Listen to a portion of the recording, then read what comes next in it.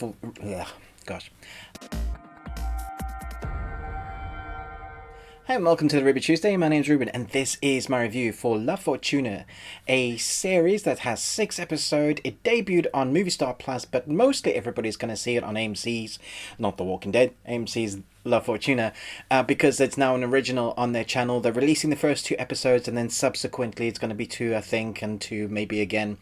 Anyway, 6 episodes, let's get into it. Alex Ventura, a young and inexperienced diplomat, has inadvertently become the leader of a mission that will test all of his convictions to recover the undersea treasure stolen by adventurer Frank Wilde. For me, Stanley Tucci and Clark Peters were the best actors in this, although all the other protagonists were very interesting to watch.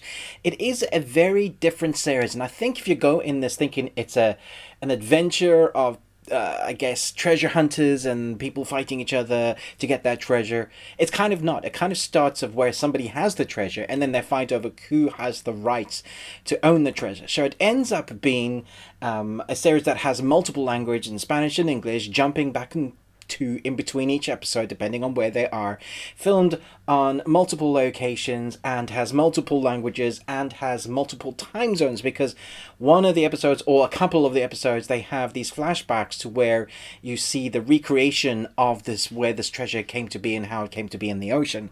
For me, those were the really interesting parts. So it comes off being one part treasure hunter, one part his history documentary, one part court case, one part love interest, one part adventure. There is some adventure there, especially that last episode, and it really keeps you guessing as to who's going to win out in the end. And when you get to the end, there is a fantastic, well, I'll say fantastic, there is a fruition of the storylines that like you'd expect, but it didn't leave me particularly happy. But it was also a very real ending. So I think if you like real endings or realistic endings, you're going to appreciate this series. It is based on a graphic, well, it's adapted from a graphic novel that's based on a true story.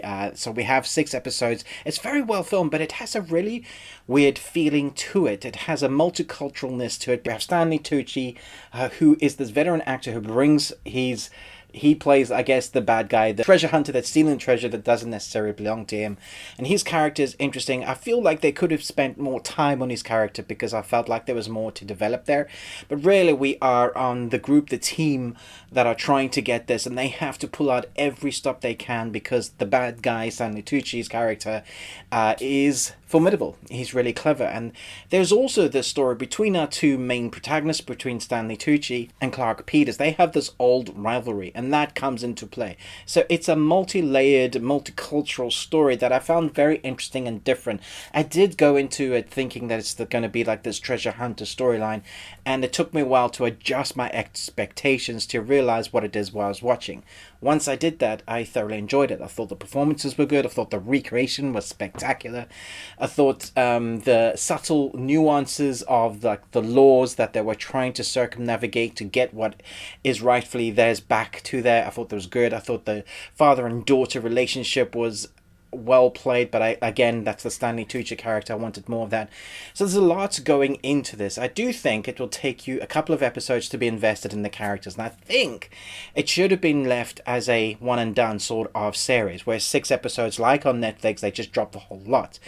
Which is why I think you should probably wait until 6 episodes are out and you can binge watch, because it feels like a long movie that's been chopped up into parts rather than a series. I feel like you will get just the storyline better, so rather than having to wait in between each week, you're wondering what's going to happen. But then again, not everybody has that amount of time just to sit and watch and bang out the 6 episodes straight away. So maybe this will be in bite-sized chunks, will be better for you. Performance is great. I thought the story, the plot, the tenseness of it in places is good. I thought our protagonist kind of love story was interesting, although didn't really play much of a part in it, so it didn't really need to be in there. It's not the most interesting story I've ever seen, but it was a fun watch as a one-time watch. So I'm going to give this 3.5 Nicolas Cages out of 5. Let me know your thoughts on this down below. Had you even heard of this? Was this on your radar? Do you even have AMC? Let me know your thoughts below. Thanks so much for watching. What is your favorite pirate hunting treasure film? But most of all, until next time, remember, live long Tuesday.